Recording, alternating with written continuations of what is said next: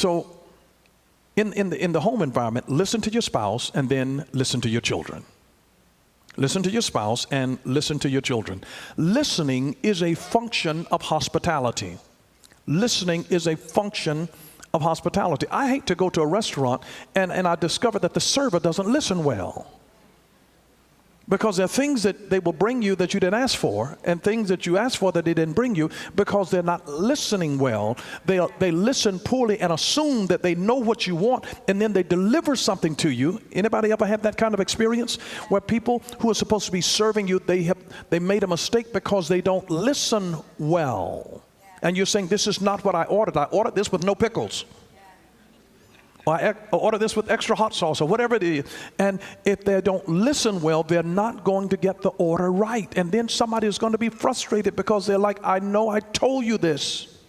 And you see, attitude determines how you hear. An attitude is a frame of mind. And if your attitude is poorly, you're going to hear things poorly, and you're going to read into things stuff that the person didn't say. And it also, bad attitudes cause you to have selective hearing. Selective hearing, selective hearing. But listening is a function of hospitality. And remember now that the real art of communication is not in our ability to speak, it is in our ability to listen. But people in your home, as well as people in the street, will always gravitate to those who listen. They will gravitate to people who listen. But I can't talk to my husband. I can't talk to my wife. And they're going to talk to somebody. Some little hussy is going to offer up her ear. Oh, you poor thing. Oh, she did. Oh, I can't believe she.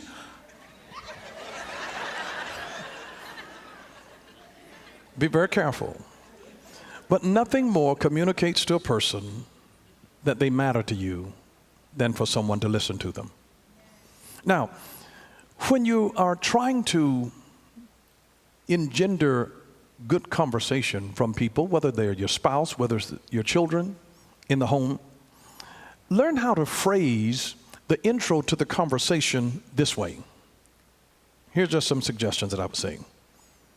Tell me how, and then let them tell me how it is that this happened. Tell me how it is that you came to this conclusion. And here's another one. Explain to me what you are feeling when you don't do your homework. When you spend all night on the internet, and then I ask you to clean this up and explain to me how you're feeling when I tell you, did you not understand? Just explain to me. And then go into listening mode. Not defensive mode, just go into listening mode. But explain to me what you're feeling when. And here's another way. Describe for me. These are open-ended kind of statements that really give them the capacity to be able to open themselves up in conversation. Because sometimes you can ask a question in a way that is accusatory. So, there's sometimes when people already know the answer to something, they will phrase a question to frame you. You have to be very careful. But you don't want your question to have accusation in it. Give them an opportunity to make their own statement without trying to frame them, because they can become offended by the insinuation of your question. So instead of, somebody was killed, and so you don't want to just come right out and ask them, well, where were you at 8:30 p.m.? It's much better to say, describe for me the kind of evening. Tell me what kind of evening you had last night. Where did you go? Let me see what you see, there's a way to just give them an opportunity, not to insinuate, not to accuse, because there can be questions that are terribly, terribly accusatory. When my father got up in his 70s, we'd be driving somewhere, and my father would ask the question, does anybody need to use the bathroom? Now, nobody needs to use the bathroom but him. See, the question was not about anybody else. He was really making a statement saying, you know what, I need to use the bathroom. And that was the way that he announced it. Now, I don't know why that you just can't just say, can you pull over at the next place so that does anybody need to use the bathroom?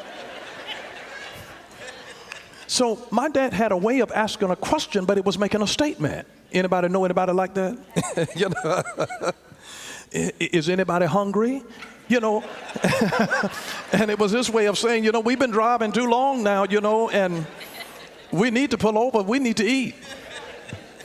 And so you can ask questions, and you know, in law they'd ask questions, and they say you're leading the witness. And see, that would be leading the witness. That would be leading the witness. Now, let me give you some tips for parents. Raise your hand if you're a parent. Oh, wow. Oh, good. No, this is good.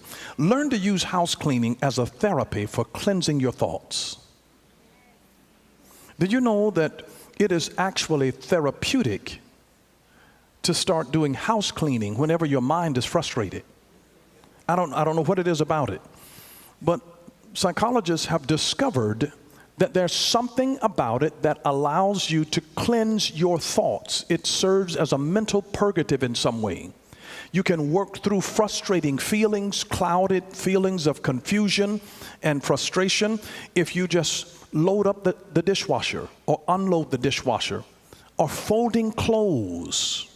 Just fold clothes, or clean the bathroom, or run the vacuum, or sweep the floor. You will be surprised. There's something about doing those kinds of tasks that actually cleanses the mind. I know some other people, they get frustrated, they start cleaning up. But they actually feel better because it helps them to work through things.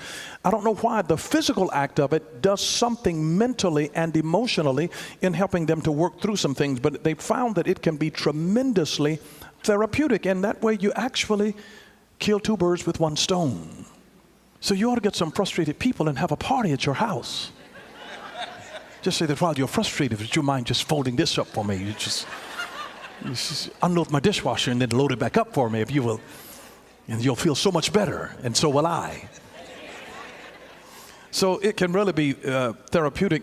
Whenever you get emotionally stuck or mentally stuck, get moving physically. Get moving physically. I don't know what it is about that.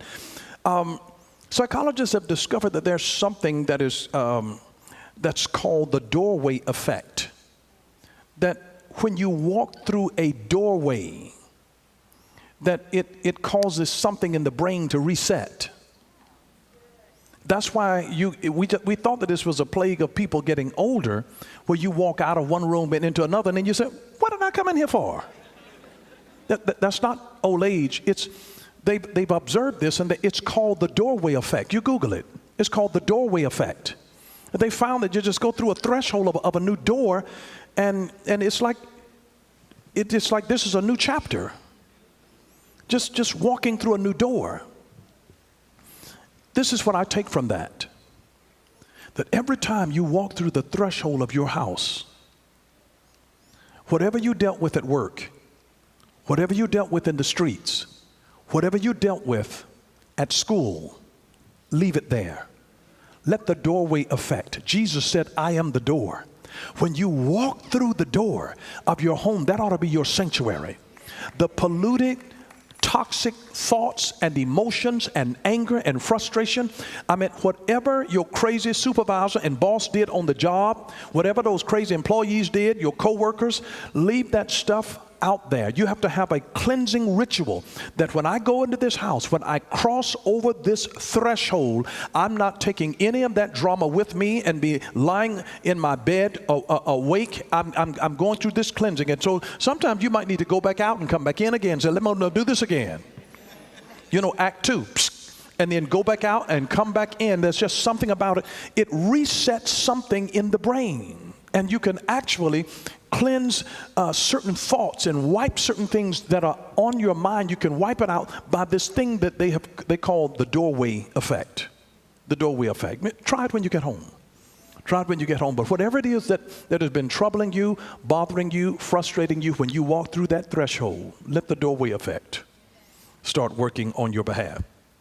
And I'd encourage you, those of you that have children, give your children a picture of a very special future for them. And you help your children to blossom by expressing to them your love for them and your faith in them, your love for them, and your hope for them. Those three things. You know, you have to, if you don't have faith in your children, who will? Don't let somebody else in the street have faith in them. You have faith in the seed that God has given to you, that He's given you stewardship over. Have faith that they won't always be the way that they are. Have faith and express that faith to them. Express your love for them. They need to know that they are loved unconditionally. And then they need to know that you have hope for them, not continuing to remain where they are. You got hope for bigger and better things coming their way. And express that hope. Children and spouses, they need an expression of faith, love, and hope. Faith, love, and hope. Find your way of saying, you know what, I've got faith in you. You're going to make it through this. You're going to be able to succeed. I know you're frustrated on this. You know, and you have to tell them when they start going through trouble in their marriage, you can work through this. I've got faith that there's a champion on the inside of you. You're not a quitter. You can do this. They'll be going through an academic program. They get frustrated, and you have to speak faith into your children. You can finish this. And so you'll be surprised how much of a wonderful blessing that can be. And I've even seen, you know, when you have more than one child and you get ready to go out to eat, you can't ever even agree on where you're going to eat. It starts an argument is about where you're going. I don't want to go over there. And you know, this idea came to me that you ought to just write down the names of some acceptable eating places for you and your family, cut them up on a little piece of paper, put them in a bowl, and when it's time to go, have somebody to reach in randomly and pull one out, and that's where you go. It's not that you picked it and I picked it, but these are places that we all approve of. And so you pull one this time, and that's the one that will go, then we'll go for that one.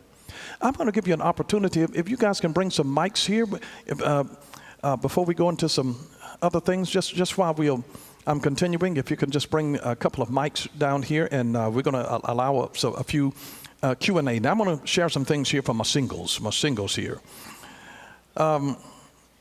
Before marrying somebody here, know the history of their decisions. Know the history of their decisions, because people do stupid things. And they don't just change overnight. The history of the decision. I'm not just saying to judge people based on their past, but look at the history of their decision-making process and see whether or not they've ever changed and grown by the mistakes that they've made in their past. Learn something about the history of their decisions. I mean, if you see a resume and they've had 20 different jobs within a 5-year period, that's an issue. And that speaks of some level of instability. The history of their decision. Know something about that. Know whose voice they trust and respect. Know whose voice they trust and respect, because when you deal with them, you're not just dealing with them, you're dealing with the voice that they trust and respect. So you may be dealing with their mama, their girlfriend, their cousin. You're dealing with somebody. It's somebody else. Know whose voice they trust and respect. And number 3, their daily routine. Their daily routine. You need to know their daily routine. The secret of success is always found in the daily routine.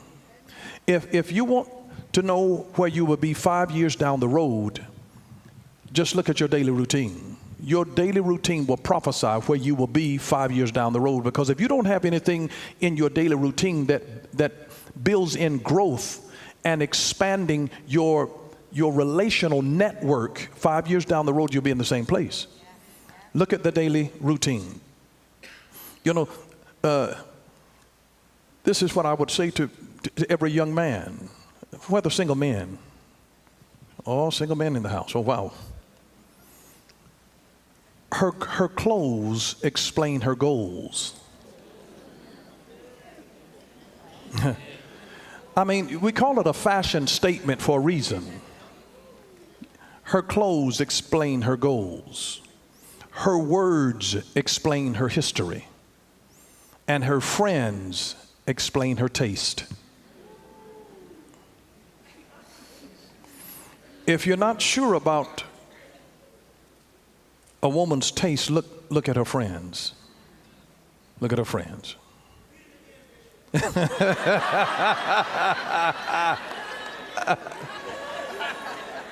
Her clothes explain her goals. Her words explain her history. And her friends explain her tastes. Now, let me share something for the women.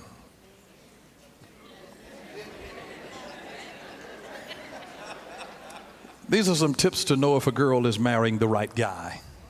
Anybody interested in knowing that? Good. Number one, there will be a peace in your heart concerning the relationship. There'll be a peace in your heart. Peace is the umpire of our soul. It is the greatest single indication that you're in the will of God is when the peace of God is in your heart. The question is not, am I happy and does he make me happy? Peace makes you happy. You cannot be happy if your soul has no peace. You're not looking for happiness, you're looking for peace. Can I have peace with this man? Can I have peace with this woman? Peace is the thing that makes you happy. In fact, peace automatically implies a contentment with where you are and who you are. And if you find a person who is not content with themselves, neither would they be content with anybody else. So there is a peace. There's a peace in your heart concerning the relationship. Here's number two. The person will help bring out the best in you and make you a better person. Now, it's very simple. Now, if since you got with this joker, you've been going downhill, and you've been irritable and gotten nasty, and you cut off from all your friends and everybody, it's a warning sign. It's a warning sign. Here's number three. Date if he makes you happy, but marry him if he makes you genuinely laugh. I don't want to be married to somebody that I can't laugh with. I mean, you know, I don't want to be friends with somebody I can't laugh with. It's an instant vacation. Number four, before you say yes, get him angry, see him scared, see him wanting, and see him sick. You know why? Because stress changes a person. Stress changes a person. You need to see him in different conditions. You can't just see him when everything is going honky-dory. Because this dude could be Dr. Jekyll and Mr. Hyde. He's always so nice and prim and proper, and he's always so courteous, and he's always laughing. But how does he respond when he gets sick? How does he respond if he's scared? If you see him wanting about something, if he's in dire straits, I mean, how does he respond in that situation? Number five, trust your instincts, your gut feelings. Number six, if he puts money before you, he'll keep pushing you to the bottom of the pile until you become his last priority. Number seven, if he ever makes you feel unsafe, don't make excuses, just get up and leave. Quietly. Just get your purse and never come back. If it makes you feel unsafe, run. Always carry Uber money with you.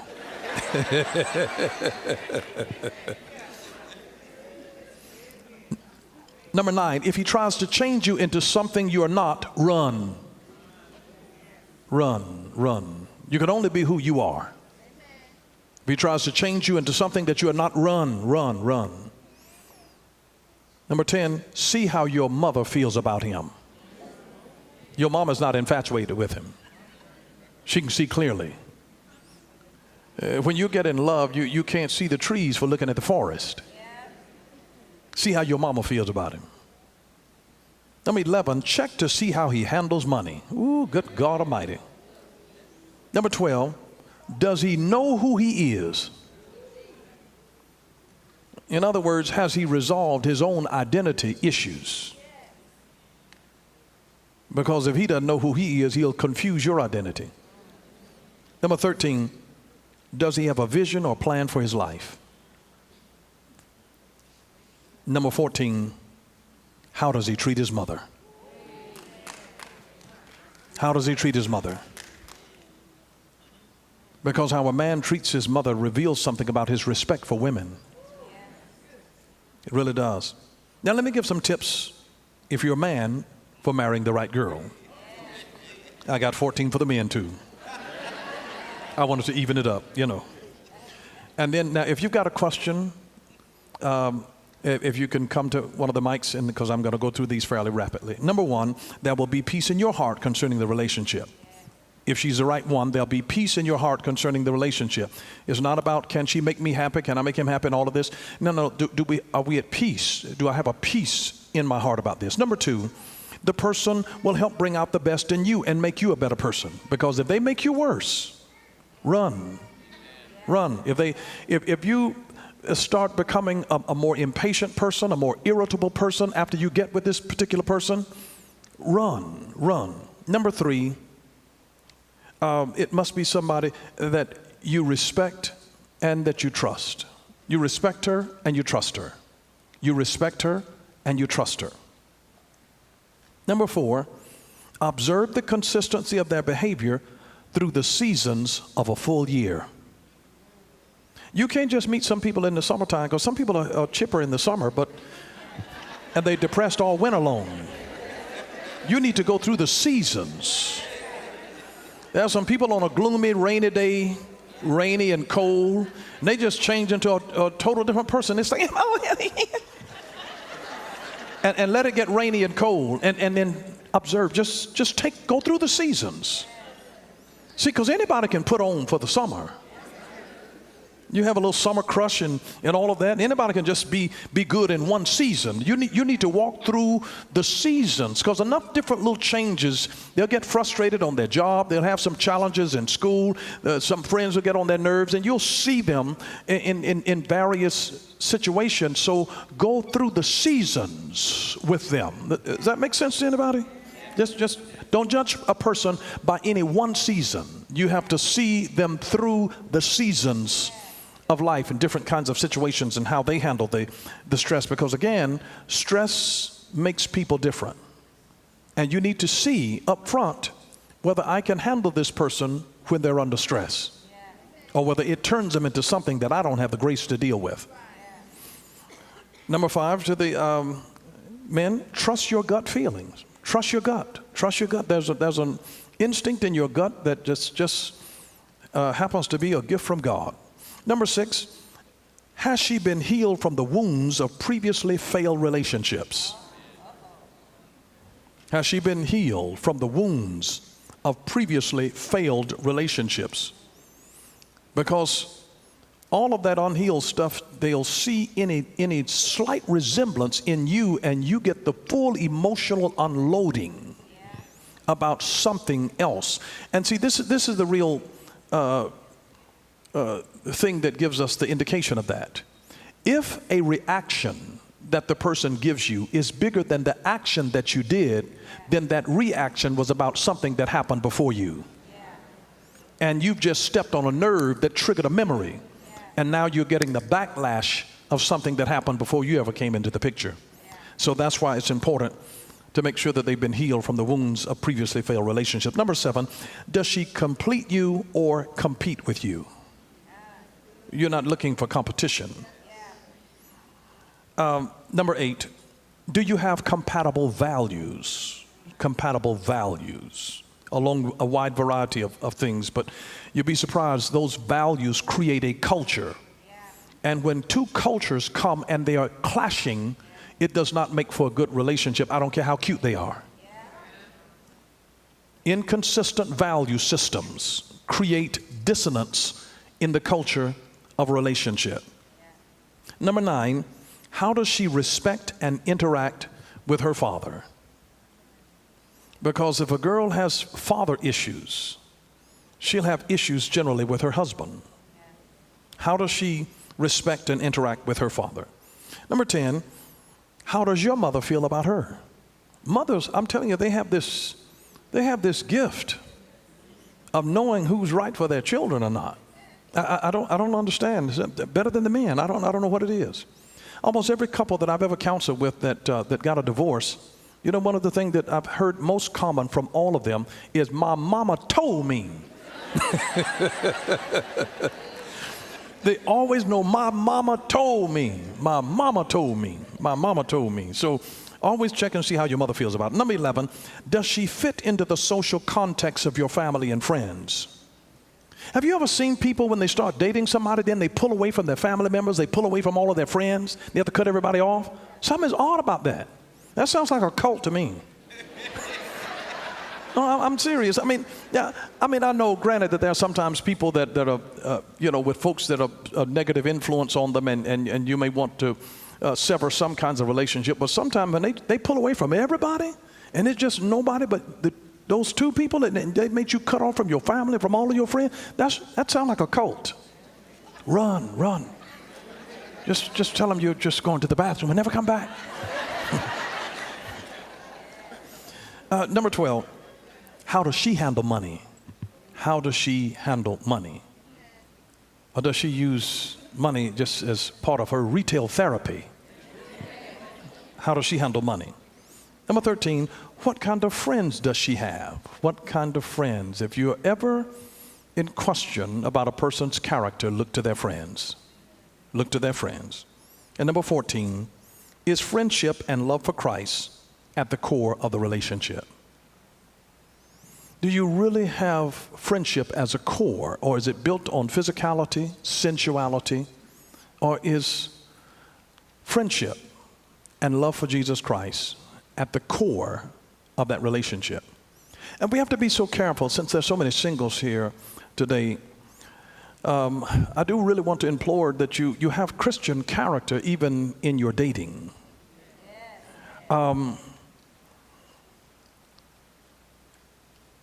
If you don't have limits for yourself, the further that you go, the more blurred the stop signs become. And the question is with so much sensuality and stuff that happens in even so-called Christian dating, why light a fire if you don't intend to cook and serve a meal?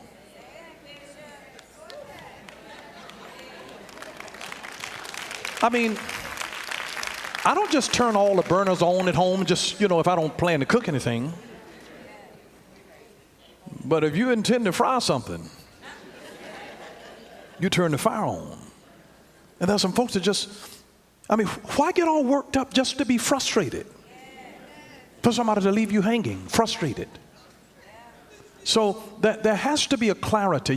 Before you get into a relationship, there needs to be some boundaries that are set in your own mind.